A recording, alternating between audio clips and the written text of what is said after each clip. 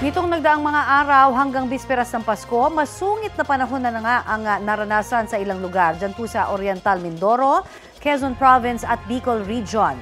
Balitang hatid ni Bea Pinlac. Magpapaskong isolated ang 5 barangay sa Del Gallego, Camarines Sur.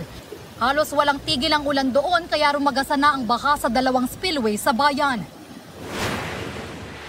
Inabutan din ng baha ang ilang lugar sa Lupi.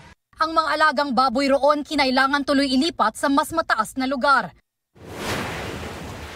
Nakaranas din ng pag-ulan ang ilang bahagi ng Albay kabilang ang Santo Domingo at Legazpi City. Imbis na maging abala sa Noche Buena ang ilang residente roon, natuon ang atensyon nila sa pagtataas ng mga gamit matapos pasukin ng baha ang mga bahay. Nagmistulang ilog naman ang kalyeng yan sa Atimonan, Quezon dahil sa pag-agos ng baha. Pati mga bahay, pinasok din ng tubig. Sa bayan ng Perez, hindi madaanan ang spillway dahil sa pag-apaw ng tubig. Ilang residente roon ang kinailangang i-rescue nitong bisperas ng Pasko. Saglit ding nakaranas ng pagbaha ang ilang kalye sa bayan naman ng Lopez.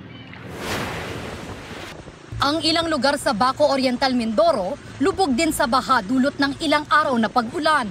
Posibleng abutan na raw ng 2025 ang pagbaha, kaya nagdeklara na ng state of calamity ang LGU.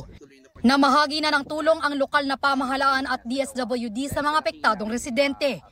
Bea Pinlac, nagbabalita para sa GMA Integrated News.